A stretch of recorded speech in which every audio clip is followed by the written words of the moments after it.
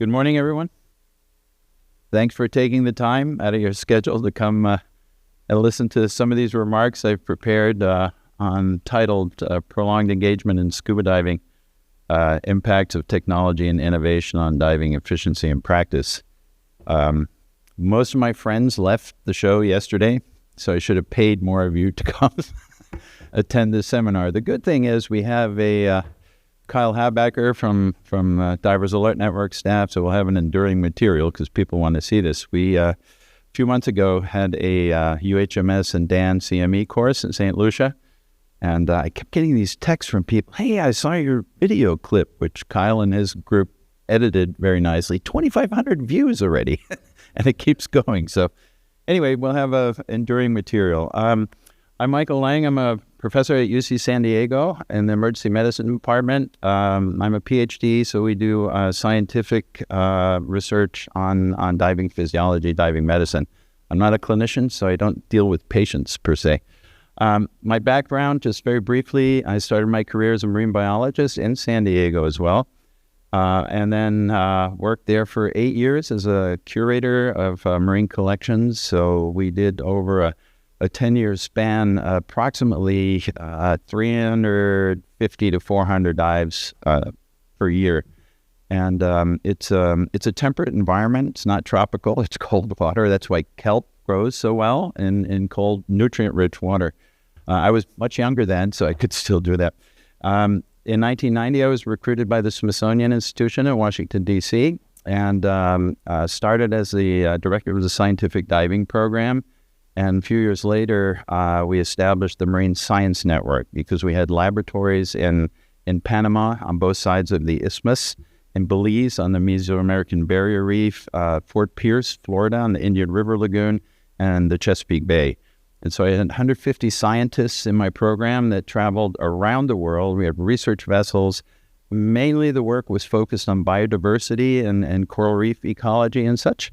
And during that period of time, I also served for 10 years as the diving safety officer for the National Science Foundation Polar Programs, which was an interagency agreement between Smithsonian and NSF for my time.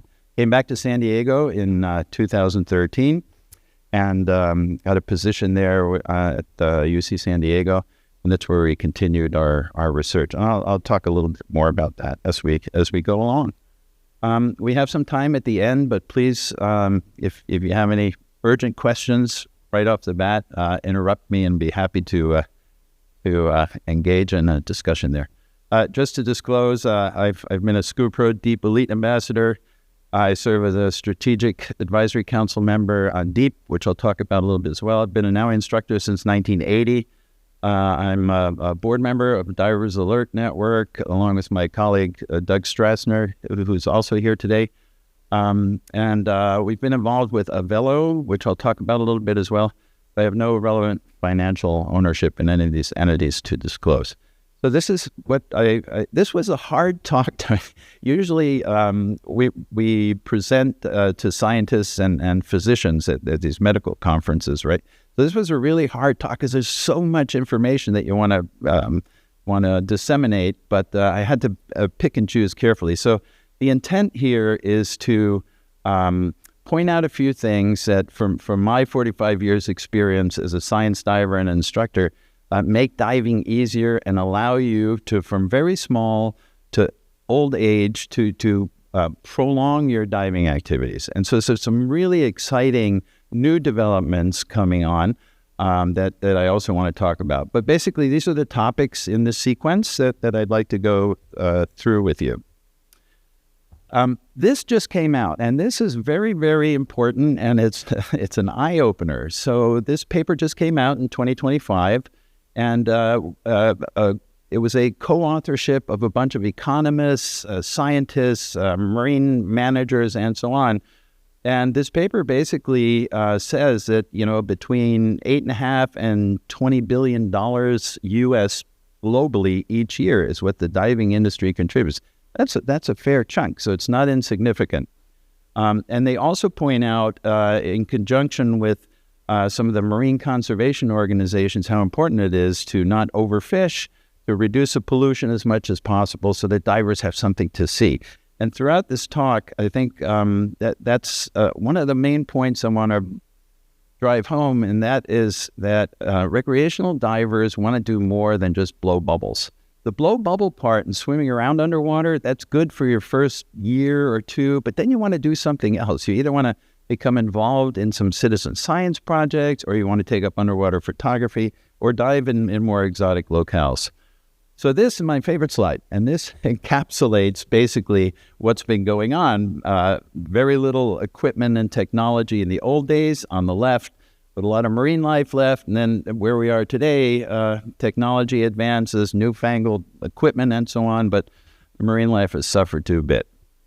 I don't know who this little guy is on the top here, but this is basically the age range we're going to look at. On the bottom left, that is my granddaughter, Sienna, and she's 12 years old there. And on the right is my other granddaughter, Blakey, with her dad, my son-in-law, Todd, and that's part of the Bubble Maker program. So we start from very early, try to get kids involved in activities, aquatic activities, until we can get through. I think this is AI. I'm not sure. I pulled this off the internet somewhere, but basically prolonged diving careers and activities as they age. And there's ways to do that. So throughout this, these are some of the thoughts that maybe we can think about a little bit and then have a discussion towards the end. So how do we appeal diving as an activity to non-divers? What's the lifetime value as far as training, experience, dive equipment, and health? Increase access to scuba diving. There's varying degrees of adaptability and techniques that are available now. We want to increase and diffuse knowledge and encourage athleticism and health as part of the whole scuba diving activities. And again, as I just mentioned, it's more than just bubbles. We got to find things for people to do as far as citizen science. Mermaids. Did you know how skyrocketing the mermaid activity is? It's unbelievable. Every little girl wants to be a mermaid, and some little boys do. And there are programs now, training programs, and so on. Of course, there's always underwater photo and video, and my contention is that GoPro was so successful when they first came out because of the multi-platform approach. Skiers use it, motorcycles use it, divers use it, bicyclers use it, and that, I think, was a brilliant way to go about launching a product. So underwater sight and propulsion, you have to be able to see underwater. That's why we have masks, right? What is important, though, for your diver, who's instructor? Instructor, dive store owners? Okay. So you got to make sure your divers can see, and there's several components to this. Fortunately, you can have soft contacts. You can nowadays have lenses glued into your mask, but you have to be able to see your gauges and your buddy's gauges, and you have to be able to see the boat if you're nearsighted once you get to the surface, right? Part of this, the problem is this here, the foggy mask syndrome. Can't tell you how many times you see people on where they can't see you because their mask is completely fogged over. So they're doing this the whole time, trying to clear their mask. Well, there's now films and commercial spit you can put in your mask, but you have to be able to see. I like this guy right here on the right. He's got, let me go back. He's got this little windshield wiper inside the mask where you push the button and it clears away the fog. There's ways to do that. You have to be careful in very cold environments. If you drop a mask in the Antarctic and polar regions where we dive, it's minus 40. And by the way, centigrade and Fahrenheit, the scales cross at minus 40. But if you take a mask and you drop it from this height onto the ice, it will shatter. Not just the plastic, but the glass can shatter as well. Anyway, it's very important to make sure your divers can see. Other aspects about propulsion, top left, you see the old duck fins, UDT, force fins, bottom left, surf fins, the standard jet fins, Scuba Pro and everybody else makes. Split fins, why they take a perfectly good blade and cut it in half so it flops around, I have no idea. Engineers can't explain it. And then there's a shark fin there on the bottom right. Other types of propulsion, this is Lyndon Wolbert here on the left with a monofin, 2-foot pockets. Tanya Streeter, our friend and collaborator on the top right there, and you can see that's for competitive diving, very different fins, and then plastic fins, which are really good for travel. But you have to pair the diver and their activities and their leg strength. If you put those heavy rubber fins on someone who doesn't dive a lot or an elderly person, they can't swim with them. They don't have the leg muscles, so that means they're going to bicycle. You know what bicycling is, right? You bring your knees forward, but the blade goes horizontally through the water, and it's very tiring. The blade needs to go like a dolphin up and down to get the forward thrust. So the point here is for comfort and to make diving easier for your divers, you have to pair them with the right equipment. Masks have to be unfogged, and the fins have to be appropriate for the type of activity they're going to do. Other propulsion things, it's always great to come to DEMA because every time you come, I think the first one was 1987. I've been just about every year. What you see is newfangled gadgets every once in a while. So when we look at the propulsion, top left, you see your standard sort of scooter, underwater scooter. There's smaller recreational models. There's the wet subs that the Navy SEALs sit in, and they cruise along. It's a submersible, basically, and you're in water, in dive gear. And then you have these little these jet boots here. Now, you come to the DEMA Show. These are pictures I took yesterday. And you see over on the right-hand side, the Army Combat and Navy SEAL scooters that attach to your thigh, so you can use those. The little ones on the top, they're only this big, but they're very, very handy. The one on the left here on the bottom is very interesting. It's called Trim Drive. Have you seen their booths? So the way this works is they have a control box on your chest, two propellers, scooters, one on each side of the scuba cylinder. Then a cable runs, and you have a pad attached to your calf and one to your thigh. Now, the relationship, there's sensors in that of the thigh to the calf pad is what's going to determine how this thing works. If you put your left foot up, you're going to go to the left. Put your right foot up, you're going to go to the right. You want to stop, you put them straight up. Okay? Now, what happens if you have a cramp in your calf? You're going to go around in circles for a while until you can turn the thing off. The idea is good, though. It's hands-free, because if you've used scooters, you know you have to hold on with two hands. If you hold on with one hand, you can make a hard right turn, right? So hands-free is good for science and military and other operations. So this poor guy, and believe it or not, these homemade things, they exist. They exist in Nicaragua, they exist in Panama, and places we've actually seen them. Those fins are not appropriate for the amount of weight this guy's going to carry. Next topic, I want to talk a little about thermal protection, because it's really important. On the right is Professor Alf Brubach, who was my major advisor when I did my PhD work. That's in Cairns, off Cairns on the Great Barrier Reef. So you use a dive skin for tropical environments or a very thin wetsuit. Dr. Karen Van Hoosen, my colleague from UC San Diego, in the kelp bed, lightweight dry suits or 5 to 7 mil wetsuits. And top left, I'm diving in an ice hole in the Antarctic. So we have to adjust the thermal protection to the environment you're going to be in. I always had my divers wear some kind of thermal protection for sunburns, for jellyfish stings, for scrapes, coral or sea fans, and so on. It's always a good idea to wear some kind of thermal protection for the environment you're going to be diving in.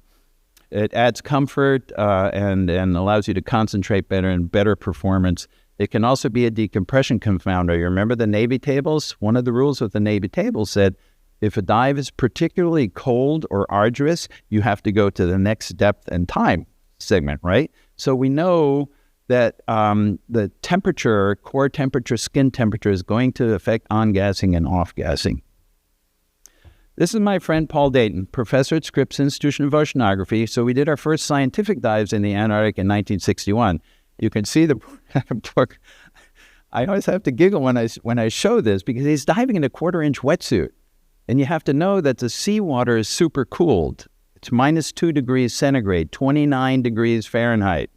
So here he is in a 1/4-inch wetsuit. He has a double hose regulator because the single hoses weren't very available back then.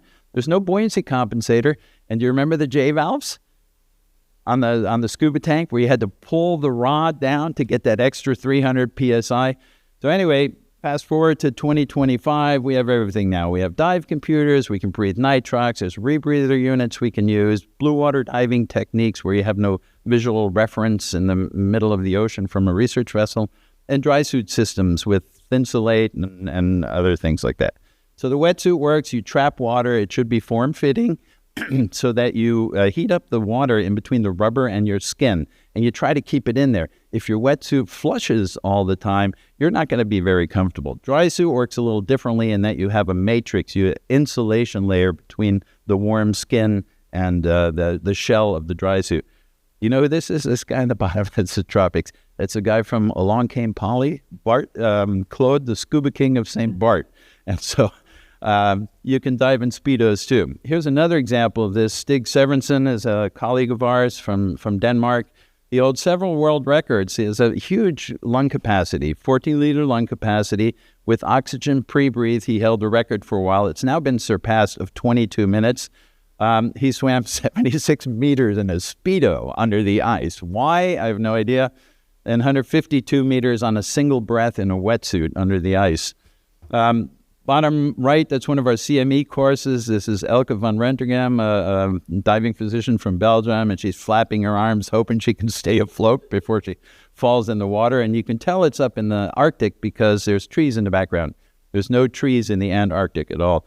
And this is one of our unpaid interns, and the institution called us into HR and said we had to provide them with dry suits. They couldn't dive on the ice with just a Speedo anymore. So why are we concerned with thermal stress? And first off, thermal stress is impacted by the amount of protection you wear against the ambient temperature. And so it's not the water temperature per se, because you can insulate yourself against any water temperature, right? The other thing you have to keep in mind is your activity level. It's one thing if you're only going to take pictures and move around very slowly in an area of this size underwater. But if you're going to swim 100-meter transects counting abalone and kelpids or sea urchins, you're going to overheat. So as part of your dive planning process, you need to sort of keep in mind what your activity level is going to be. So the safety factors, which we're always concerned with, cold has a distraction effect. You lose dexterity in your fingers very quickly. Cognitive functions, if you're down long enough, you can have non-freezing cold injuries. Hypothermia is fairly rare in diving, mainly because our time is short enough with a single scuba cylinder that you're really not overexposed on a time basis. You can't complete underwater tasks very well. And for scientists, at least, and military folks, it's very important to accurately observe and gather data and so on. But it is impacted by thermal stress. And then the whole DCS issue that I just mentioned. So 3 types of thermal protection: passive protection, active protection. There's the commercial divers use free flooding hot water suits. There's electrically heated undergarments available now, liquid heat transport garments. And then there's a hybrid where you use passive systems such as Thinsulate or aerogel along with a dry suit and such. Now this is important. Smaller people with less body fat, especially children and women, compared to a big football player guy, who weighs 280 pounds. It's a big difference, and often that's overlooked. They will stand there shivering. No, you have to protect them thermally because they're not going to have fun. They're not going to want to do it anymore pretty soon. And so you have to really pay attention to that. And in general, someone who's skinny like this is going to lose heat much, much faster. They're going to breathe their air much quicker, so their air consumption is going to go way up, and so it's going to be shorter dives. The evaporative cooling is something that really pertains mainly to polar regions, and that is when the outside of your dry suit is wet. Guess how that's going to evaporate? It's going to pull heat from your core to evaporate the water off the outside of the suit. Now, some of these materials like crushed neoprene, trilaminate suits, and so on, hold a lot of water on the outside. It's one of the advantages of a vulcanized rubber suit. You can have your tender wipe you dry, and it immediately stops the evaporative cooling effect, right? The other thing I mentioned here, too, when you go on a liveaboard, why do divers in between dives go lay out in the sunshine? That's to try to rewarm. The problem is their wet wetsuits is still pulling heat off. So I always tell them, take your wetsuit off. You can put it back on later. They're often reluctant to do that, but that's another way you can stop evaporative cooling. So layering is a good way to do this, again, based on activity level. You can put hooded vests on, Farmer Johns, etc., if you're using rubber neoprene. The areas of high heat loss, even in the tropics, is the head and neck area. That's where you're going to lose fastest of all your heat. So wearing a hood or a hooded vest is always a good idea. Even in the tropics, you'll be much warmer. There's battery-operated, heated, waterproof vests that you can wear under your wetsuit, dry suit. And then if you look at this, these are some huge numbers. You know, we always have a problem estimating how many active divers there are. But if you look at the sales numbers, Shiko makes wetsuits. They manufacture annually 6 million wetsuits, not just for diving, it's for surfing and other activities as well. That's a lot of rubber. That's a lot of wetsuits. 3.5 million booties and 2.5 million gloves. Ulex, Patagonia, they use natural rubber, so they don't go into the synthetics as much or petroleum-based. And then Fourth Element now also has available aerogel-based gloves, booties, and jumpsuits. So the other thing is in colder water, you know what a sinus headache is, right? When you eat ice cream too fast. A lot of people get this when they jump in cold water. So facial thermal protection is an issue for us. And we haven't quite solved it yet, but we're working on it. And so there's a number of ways to do this. You can use a full face mask because air is a good insulator. It covers your sinuses and your mouth and your lips. The problem with this right here in the middle is it's a single regulator. And I want to talk just a minute about the problem with regulators. So here, this is the new Scuba Pro mask that we helped develop. It's a full face mask. And on the right, you see why we did this, because you can have 2 second stage regulators in the mask. So when the first one fails or freezes up, you have a switch block, which is that aluminum block there, so you can switch from one to the other, and you don't have to take your mask off. See, if you're diving under ice, you immediately, when you jump in, it feels like a shot of Novocaine from the dentist. Your mouth is exposed to the water, so it goes numb. And now if your regulator free flows, you have to take that regulator out and try to stick the other one somewhere into your mouth, which is this general area. So that's a safety concern for us, and that's why we're really interested in the facial protection. So what happens with the freeze-ups is you can see that in the center picture on the bottom there, you can't breathe off of that. It doesn't deliver air anymore. Fortunately, most of the freeze-ups we encounter is a complete loss of gas supply. So it just bubbles, free flow, and you can't stop it. So we have these little slider valves on the top left. You shut that off. It stops you from losing all your gas, and you can put your second stage, your safe second, into your mouth. We usually don't have problems with the first stage, as you can see at the bottom left there. Big clump of ice forms on the regulator, and technically that can interfere with the piston, okay, to deliver air into the intermediate pressure. So what we found is that a lot of the diaphragm first stage regulators are better than the piston ones because they aren't exposed directly to the freezing seawater, so you can't get crystals forming in there, which then inhibits the spring from compressing. And bottom right there is just a uncontrolled free flow. It just goes off. We did some, so John Clark is a colleague of mine at the Navy Experimental Diving Unit, so we did some tests on regulator performance. One of the things we did is over a 2-season period is did regulator tests on a standardized methodology. I had, I think we logged over 310 dives with 12 different divers. We randomly assigned the regulators to the divers and then measured the performance. On the right there, you see that's what you want. That's the incident rate, which is down to 0. The graph on the left is not good. That's where you see all these free flows. So we recorded the depths of the free flow onset and the time of the onset. What we've done in the Antarctic program for many years, on the top left, you see a Sherwood Maximus regulator. And so what we did is we put a heat retention valve, that copper-colored thing there. That helps to keep from your exhalant breath, gather a little bit of warmth so that the crystals don't form on the seat, because that's the free flow. When the piston in the second stage can't go back the lever, back onto the rubber seat, it starts hissing by. And of course, from the exhalant breath, you're adding moisture, and it's very, very cold. And so it's -2 degrees centigrade. The air, when you expand air from a small high pressure volume into a large low pressure volume, you drop the temperature again by another 5-6 degrees centigrade. So now you're breathing very cold air. It's a -7, -8 degrees centigrade. So, and then we also put a heat retention valve over the exhaust valve in the second stage. It seems to work. And more, I'll talk about this as well. There's opportunities for recreational divers to do other things. There's a whole bunch of people out here who run dive trips to Svalbard, to Spitsbergen, to Greenland, to Iceland, and also to the Antarctic. So there's much more opportunity now for recreational divers to enjoy those cold water environments. I have always maintained that a diver always needs to know how much gas they have and what the content of that gas is nitrox or mixed gas or whatever. So we've always insisted that you have a primary dive computer. If you want to use an air-integrated one, that's okay, but I'm still going to have you use an analog pressure gauge, because if your dive computer floods or something goes wrong with the transmitter, you don't know how much gas you have left. And then people start panicking. There's no need to panic.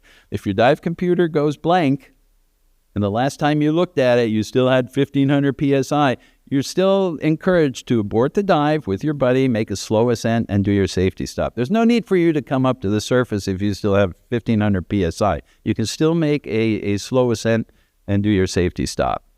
So primary computer, also always put a little puck in their BC and have an analog pressure gauge, so you always know how much gas you have. This was years ago, we helped Diving Unlimited in San Diego start the development of the prototype electrically heated undergarments. This really, really worked. And you still had a lot of flexibility because it wasn't this really thick, thinsulate jumpsuits with a bunch of underlayers. It really works.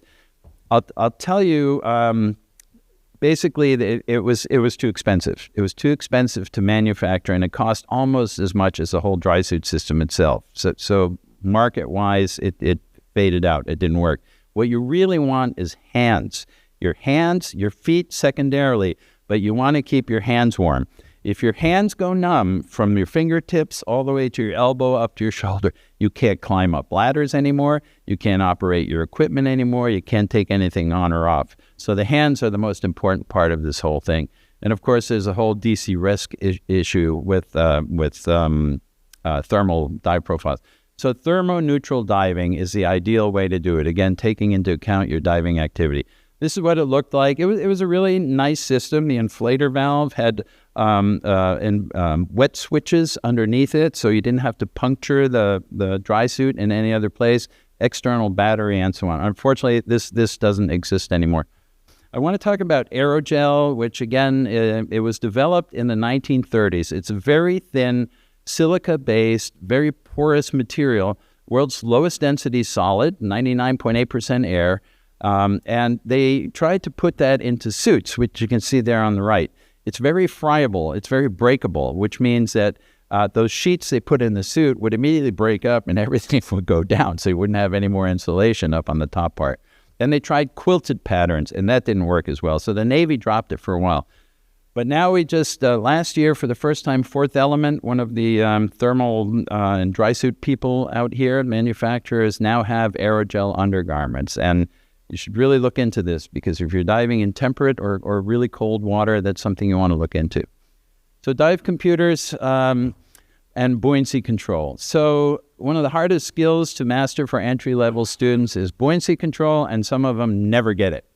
They're either overweighted or underweighted, and it's a hard skill to do. It's the riskiest part of the dive, so you have to make a slow ascent and be able to do a safety stop.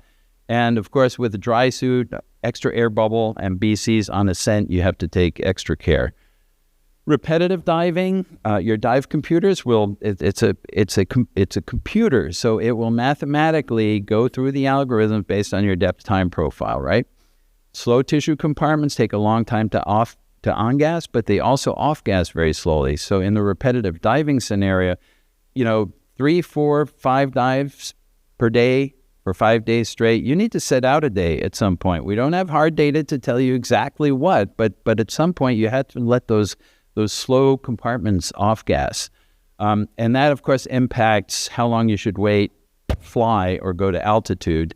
So we have those flying after diving guidelines. The reverse dive profiles was a contentious issue within the industry, and so we decided to tackle that. If you look at the original U.S. Navy tables, in the back of these were published in 1957, in the back is all the hard data, the raw data as an appendix. The Navy tables never said you can't do reverse dive profiles. Somehow that found its way into the recreational diving community. But if you look at it, they actually tested reverse dive profiles to validate the U.S. Navy tables with human trials. So again, it was one of these things. The question we get is from dive boat operators mainly, said, can we let divers go free dive in between scuba divers? What's your reaction? Should they let them do that or not?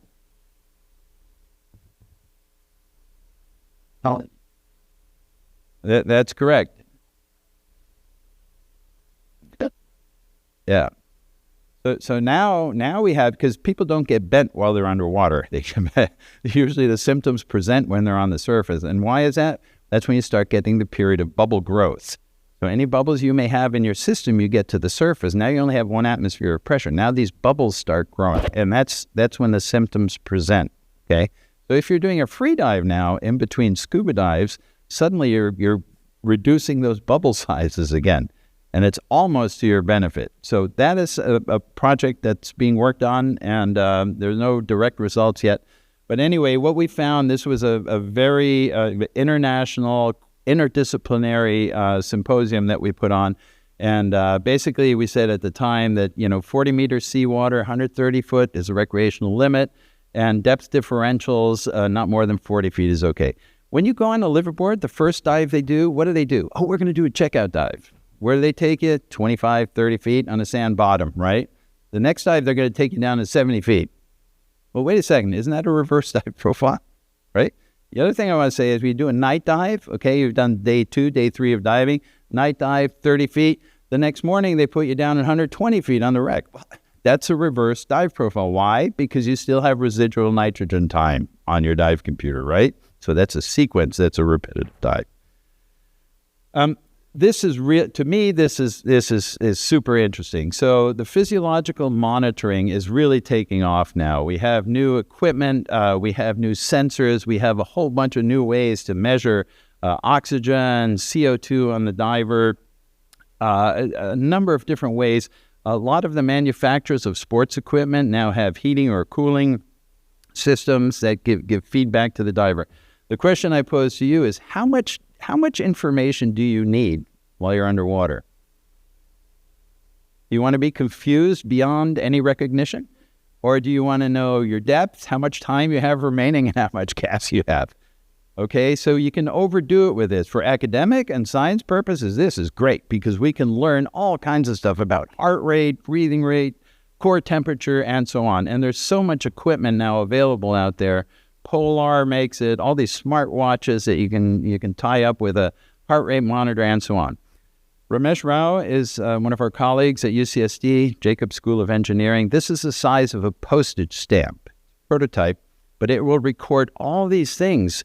ECG, there's temperature sensors, wireless power cell that will send the information to your computer. So a lot of these physiological monitoring devices are coming online. But again, does the average diver need to know all this stuff underwater? No, probably not. You know the Nitrox story. It was a big deal. Dick Rakowski got a Nogi Award. He was the one who brought Nitrox into the recreational community in 1985.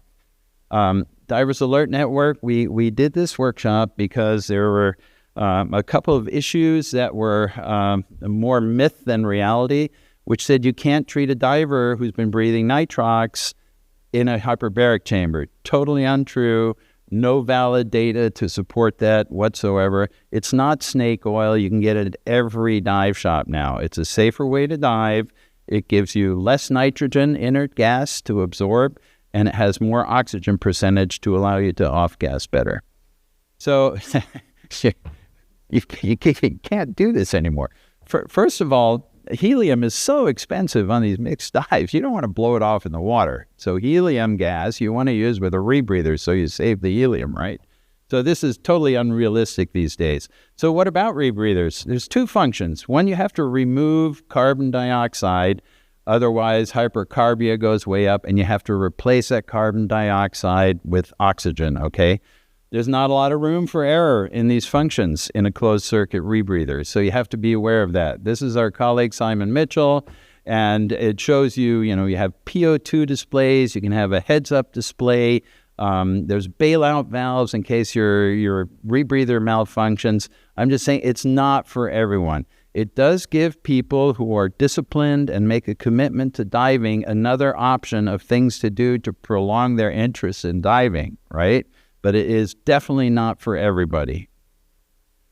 And extreme things, cave dives, miles into these karst caves underwater with scooters. And then this is Bill Stone, who was sort of at the forefront of this entire rebreather and extreme dive profile business with redundant vehicle-mounted rebreathers and Wakulla springs. And, pushing the envelope is okay because it advances our technology. But again, it's not for everybody. Dan was involved in several of the rebreather forums, RF3, RF4. Don't have a lot of time to go into that, but know that that's available on the Dan website. You can download the proceedings. Very, very interesting scientific information, technical information, training information. So I encourage you to take a look at that. Here's just a quick history. Rebreathers are not new technology. It's been around for a very long time. It reemerged sort of in the mid-90s. The dive computers in that respect record so much data now, whereas in the past it was very, very limited. So again, recreational rebreathers took a launch about 10 or so years ago. It's a bubble-free diving environment. Nobody's going to argue the disadvantages because you can approach marine life better in overhead environments where you don't want to disturb what's on the ceiling under the ice, etc. There's a lot of good reasons to use a rebreather, but again, it requires a lot of commitment. This is a profile the dive computer will give you. This is a rebreather dive to 80 meters, 264 feet. And you can see here it records everything. So the PO2, 1.3 ATA set point. So all that information is really good. You always have to know that there's a way to get out of any kind of trouble with a rebreather. So there has to be an unambiguous signal, like you see on the computer screen there, abort, abort, abort. Come back up to the surface in a way that you don't get bent. Checklists, very, very important, either mechanical written checklists or computer checklists, but you got to do the checklist. If you cut corner, we get it. We get the data and the accident and fatality incidents at Dan, and even very experienced. It's an inverted bell-shaped curve. So the very inexperienced people are very religious about not dying. Then you get the people sort of in the middle, the intermediate, and then the other spike is the very experienced people. Why? Because they've been doing this for 10, 15, 20 years, and they cut corners and don't do the checklists. So it's sort of like surgical procedures in the OR. You got to do the checklists, otherwise bad things happen. Okay, so free diving. Let's talk about free diving and breath hold diving. Again, from a physiology perspective, this is super, super interesting. So oxygen management and all these physiological responses, pressure tolerance, how the effects of pressure, and of course decompression sickness, cardiovascular adjustments, rapid heartbeats, how your blood flow is distributed, and then diving behavior. We learn an awful lot from comparative physiology from marine mammals. So here, for example, and this is just incredible. So the Antarctic program, the National Science Foundation, has sponsored for decades emperor penguins. They're great diving birds, okay? And they're very smart birds. So if the ice edge, the free open water is 8 miles away, they know they can't swim that far. So you make one hole and they have to come back up the same hole. They're free to dive whenever they want, morning, noon, and evening, but they have to come up the same hole so you can retrieve the dive computers you attach to them. And if you look at this here, they can slow their heartbeat down to 3 beats per minute. Usually, humans can't do that. Now, how can they do that is the first question. Then to 6 beats per minute towards the end of the dive. Seals, the exact same. Weddell seals, elephant seals. Look at this. The final partial pressure of oxygen, 3 millimeters of mercury. You should be dead. And these are big animals. I mean, they're bigger than humans, right? 800 pounds and so on. So how do they do all this kind of stuff? Here's the maximum depth, and just as a comparative between some of these marine mammals, their maximum depth and the duration of the dives. Look at the sperm whale. It can go down over 2 hours on a single breath, down to 2,250 meters at 6,000 feet. Let's look at our human divers. So this is Herbert Nietzsche. He holds the world record for deepest dive, 214 meters. And here you can see the dive profile.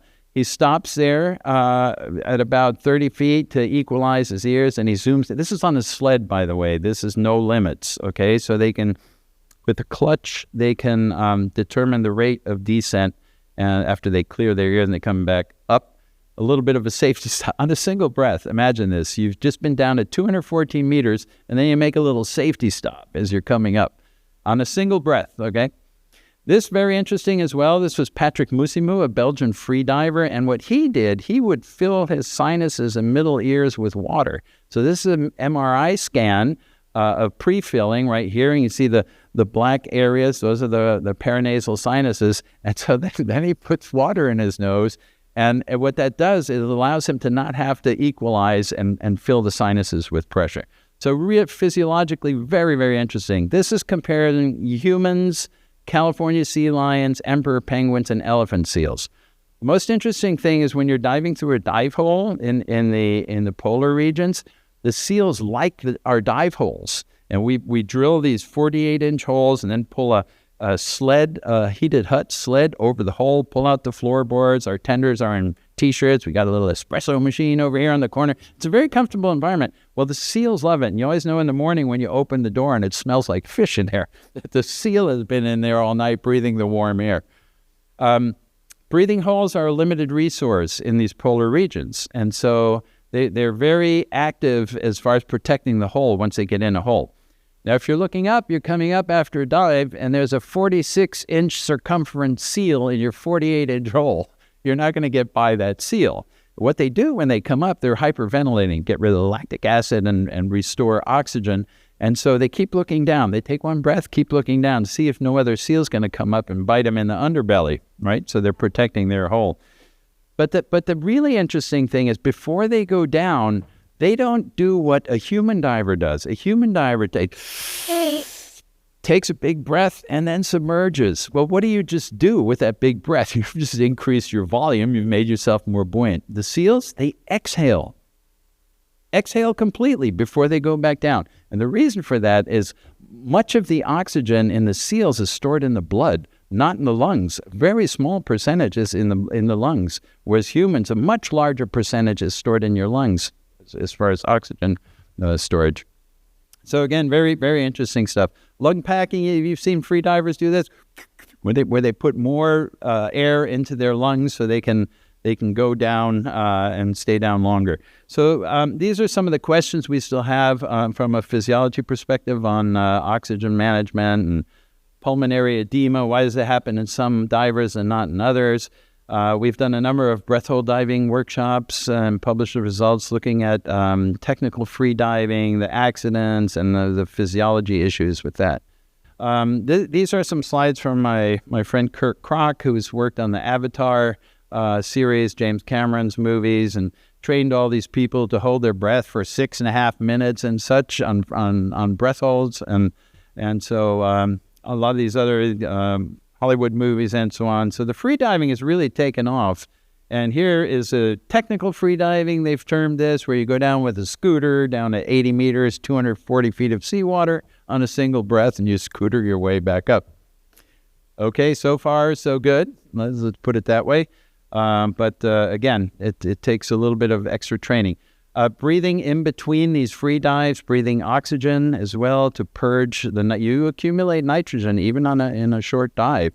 And when we look back at Herbert Nietzsche's profile, he was only down at 214 meters for a very short period of time, and he got serious decompression sickness type 2, which took him a long time to recover.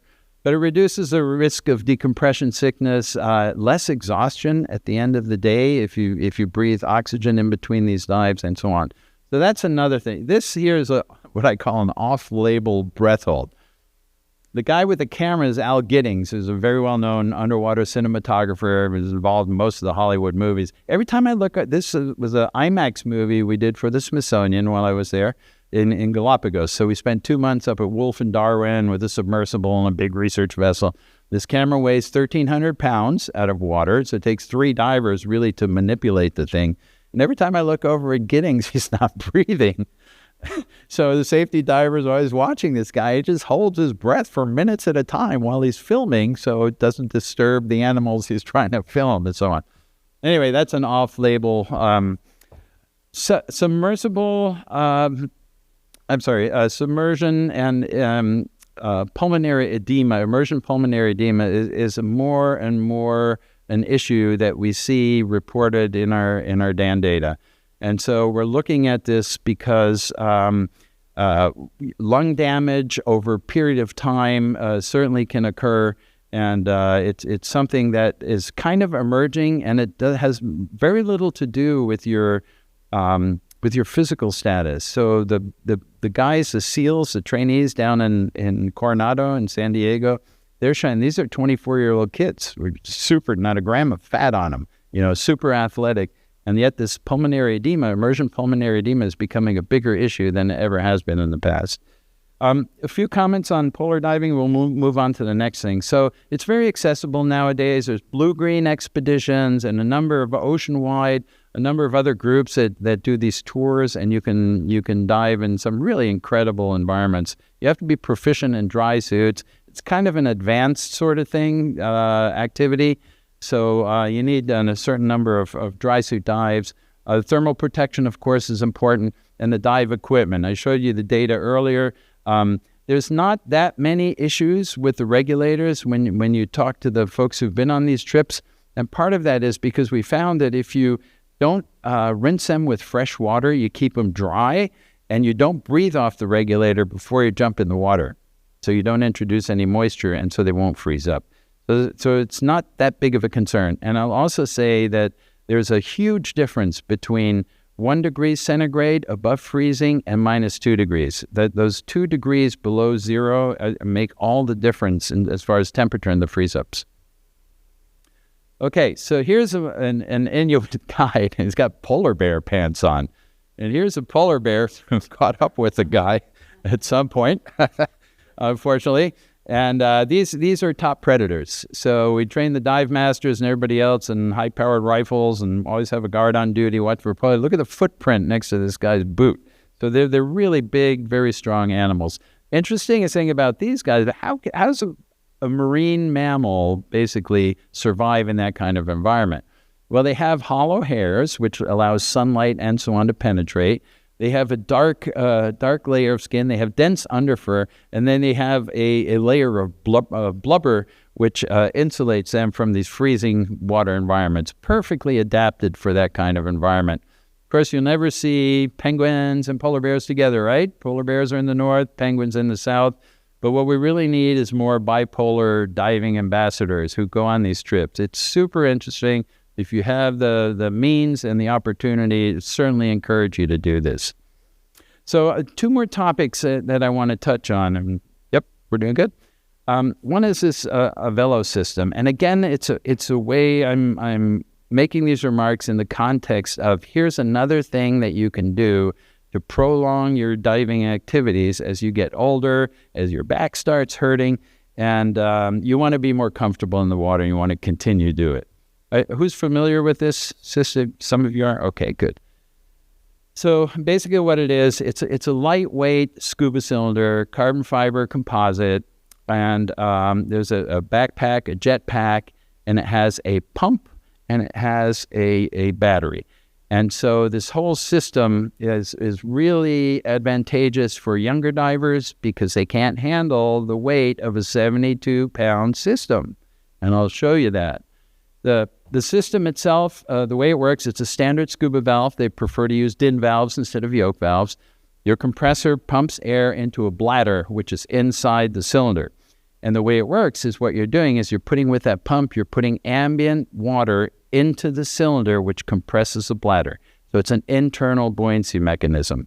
Think of it like a submarine, okay, with ballast tanks. there's a battery, and then there's this jetpack.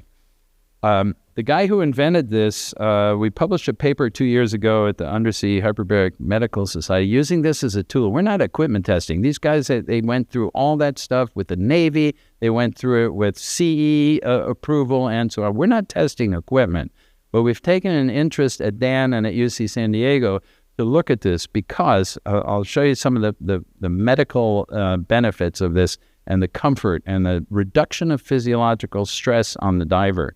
So the average diver carries 70, 75 pounds of weight, okay? Even more if you're diving with dry suit and weight and so on. But the system is very buoyant. You have a wetsuit, you have a buoyancy compensator, bladder, and as we all know, aluminum cylinders get fairly light towards the end of the dive, right? Why? Because you're breathing about 6 pounds of compressed air of negative weight that's now gone. So you have to account for that in your buoyancy calculations on your weight belt. Every recreational outdoor industry is going to lighter and more efficient equipment, except for us. We're still in the Middle Ages. We're tying lead belts around our belly to get us down. So the question is, why is this stuff so heavy? And if you look at the weight tolerances here, this says it all right here, this graph. So the left column is a percent of body weight. And we are with scuba gear right about between 35 and 40%. And it's too much. And it really does. It takes a lot of people out of diving because it's a real pain. I think that's why free diving has become a lot more interesting. It's easier to get in the water. You can walk up and down stairs. You can swim easier. There's less drag and so on. And for coral reefs and fish, you can see most of what you want to see in the top 20 feet of water, right, in the tropics. So I think that's one of the reasons that that free diving really has become more successful. I like this one too. Heaviest objects in the universe is dive gear outside the water, okay? And that should strike you. This is my granddaughter, Blake. She can't get up by herself. The stuff weighs more than she does, you know? And all the agencies, Patty, now everybody else wants to bring in new divers, which is a good idea. You got to start them young. Get the family diving together, the kids, the parents, and the grandparents. But you have to adjust with equipment. Say, oh, well, you can put a smaller tank on her. Well, wait a second. We're still dealing with a buddy diving system, right? So now you have a kid with a small tank, a parent with a big tank, and if something occurs, you got to share air. Whatever. It's just not, that's not the way it should work. We need to reduce the weight. This is the important concept of this whole Avelo system. So when you look at Avelo, because it's an internal buoyancy mechanism, there's not a lot of change in the buoyancy. So what you get is a small compressible volume that's at space that compresses the air bladder inside the tank, right? So you have a wide zone of stable neutral buoyancy. When we say stable neutral buoyancy, we mean that basically you're getting the tidal volume was the only change in buoyancy. You're breathing in and breathing out, and that's fairly small. Whereas with scuba, you have a very narrow zone of stable buoyancy because every time you change depth, you go shallow or you go deep, there's a huge change in buoyancy. If you're not paying attention, you're going to go up, up, up very fast, right? So this here is really the concept of why this works so well from a physics perspective. The dotted line that goes across, that's basically your lung volume. It's a liter or so of perhaps of tidal volume. And as long as you stay in that over time, you're going to reduce your stress, the physiological stress on your body tremendously. And how do we know that? Well, here you look, the red numbers on the right-hand side show what your surface air consumption rate is. And when you're in a stable, we have 15,000 log dives now, very carefully controlled dives from all these computers, and it shows that you're about 15 liters per minute over there. And over here, you can see once you go on the blue line, outside of the stable neutral buoyancy, you go up to 25. So it really changes your surface air consumption rate. So this fact alone, when we go back one, gives you a lot more bottom time, but it also reduces your physiological stress on your body as evidenced by the surface air consumption rate. Okay? And so we find there's a number of other benefits to this. But again, I want to reiterate that buoyancy control is a difficult skill. Some people never get it. Others are very proficient at it, and they totally dismiss this by saying, well, I'm a great diver. I got good buoyancy control. Yeah, but not everybody does. And so what we're trying to do is keep diving as an activity. So these are the interesting things about this Avelo thing.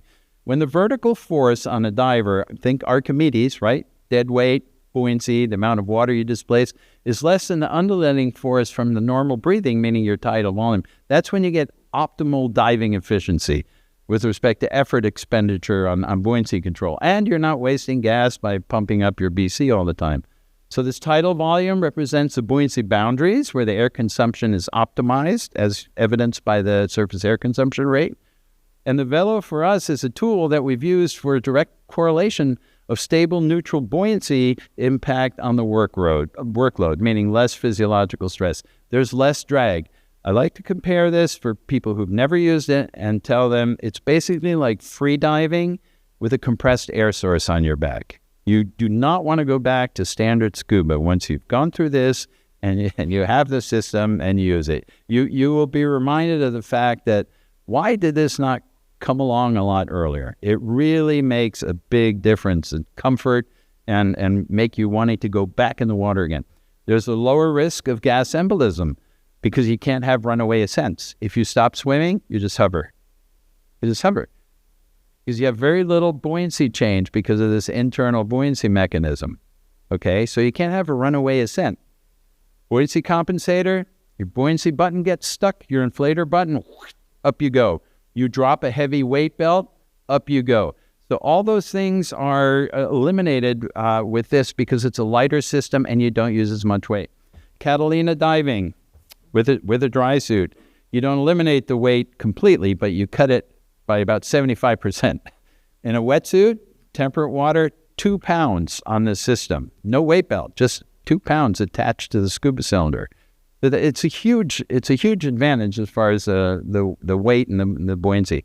Most of your dive, you're in a horizontal position, right? So those heavy weight belts, they push down on your lumbar spine. Okay, this eliminates that. It's a much lighter system. It weighs about 41 pounds versus 72 pounds of standard scuba. Climbing up onto a dive boat ladder again, much easier. Sure, you can take your stuff off and inflate your BC and have the dive master pull it in. Okay, but with this, you can walk right up. It's not an issue. And again, from that table showing less dependence on the height weight tolerance of smaller kids, thinner people, not the big football player types. The good thing now is we have real data we can access to really look at these, all these parameters. Shearwater dive computers, Scuba Pro computers, all have this Avelo software in their computers. So that's going into a central database, and our research director, Dr. Frauke Tillmans, and myself and several others are involved with this. So we'll have a lot more information on this. Not to further validate it, the system is validated, and it's all standard stuff. None of this is experimental. The bladder's FDA approved. The cylinders are all Department of Transportation, CTC approved. So none of this is experimental stuff. All he did was ask one simple question: why is this stuff so heavy? And then he went about thinking, how can I make it lighter? So that was a result of that. So the final topic I want to touch on is DEEP and their mission of making humans aquatic. Again, it's not for tomorrow, but it's coming in the next few years, and it'll offer yet another opportunity for recreational divers to experience something they otherwise wouldn't have access to. So DEEP is a company that was formed in the UK, and their byline is making humans aquatic, and they want to achieve a sustained human presence underwater through generational venture capital. So they have guaranteed funding for 30 years. Why is that important? Because now you can make a long-range plan, and you can enact it. If you're a professor at a university and have to write every 3 years a grant to the National Science Foundation, which, by the way, has a 9% funding rate, so 91 of your colleagues aren't getting any money from that pot, okay? and they expect short-term results. So in a 3-year cycle, you can't ask big, long-term questions. You're going to have to publish your results. Otherwise, you're not going to get another grant, right? So this shifts the entire paradigm of how we fund ocean exploration and research by having this long-term commitment that doesn't expect right now results, but results 10, 20, 30 years from now. It's a multi-pronged approach. So the scientists are going to be using this thing, and it's basically a diving saturation habitat. Scientists will use it. There's commercial applications in deep water for this. Military is very interested in it. And now we'll also have, for the recreational diving community, yet another option of something in the future, technology innovation. So basically what they're trying to do is make an analog to the space station. The space station has been crewed on a nonstop basis since 2000. They estimate it will go out of service in 2030. And the deep diving saturation habitats, it's going to be a network, a global network of habitats underwater where they want to keep a sustained presence of people underwater. Did you remember Alien, where it said in space no one can hear you scream? Well, they can't hear you scream underwater either. This is a very ambitious project. They have funding to the extent that they were able to hire some of the best marine engineers globally. And they have a facility in the UK that they took us over in April in one of our Strategic Advisory Council meetings. It's a quarry. It's 80 meters deep, 100 meters across, and 600 meters long. And that's where they do a lot of their testing. They have 2 Triton submersibles there as well. So they're very interested in combination of submersibles and transfer under pressure vehicles and saturation diving habitats. Last week in Miami, we had the unveiling of Vanguard. So this is their first diving saturation system. It's going to go here off on Tennessee Reef, off Marathon in the Florida Keys. And you have the yellow part, which is the actual saturation habitat. And then the other part, the rectangular part with the air bottles there, is the moon pool. So when you look at this thing, you open the hatch and you can look all the way to the end. There's basically 2 compartments inside, a living compartment, and then outside you have umbilicals and helmets and a moon pool. The interesting thing here is you can make this thing at 1 atmosphere, so the same pressure at sea level, where you put people in a transfer vehicle and then lock onto the chamber and they're living at 1 atmosphere, or you can do it ambient pressure. If you do it at ambient pressure, this outside moon pool is where you can go right in, put on your dive gear, and swim out. Once you're saturation diving, you can dive as long as you want. You can't put more nitrogen in your body when you're saturated. The decompression, of course, takes a while to come back up to surface pressure, but allows you basically unlimited time underwater, which is a really good concept for these 4 categories: recreational, scientific, commercial, and military. So this is the first phase. The next phase is it's supported by a surface buoy with the compressors and communications and all that stuff.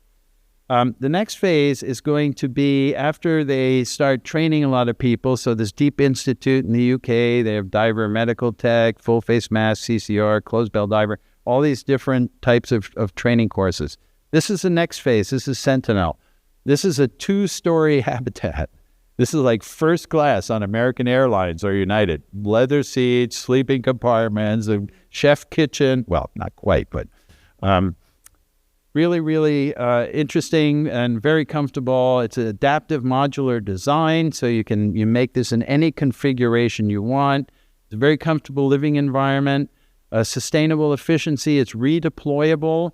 You're familiar with Aquarius Reef Base, which was off the Key Largo for many years. It's dysfunctional now. They can't even bring it up. It's so overgrown with coral and other stuff that it'll basically become an artificial reef. But and it's uniquely autonomous. Now, if you think back or think forward, at least another step, imagine combining submersible technology with a habitat. Not too hard to do, not for these engineers. These are brilliant people. So now you can have a habitat with propellers and propulsion, and you can move it to sites of scientific or military interest. Okay, huge. So this is going to be probably within the next 2 years. And again, it's a very new development. Remember this guy, Kevin Costner, with the pharyngeal gill slits? I don't think we'll get there anytime soon. But the concept, science fiction wise, was pretty interesting. So, prolong your lifetime diving activity, training experience. There's certainly equipment. We're getting there. It's getting lighter, easier, and there's more options for us nowadays than we've had in quite some time. So with that, I'd like to acknowledge the following individuals who gave me some ideas for this talk and helped look through it. So with that, happy to have any discussions or answer any questions. Thank you.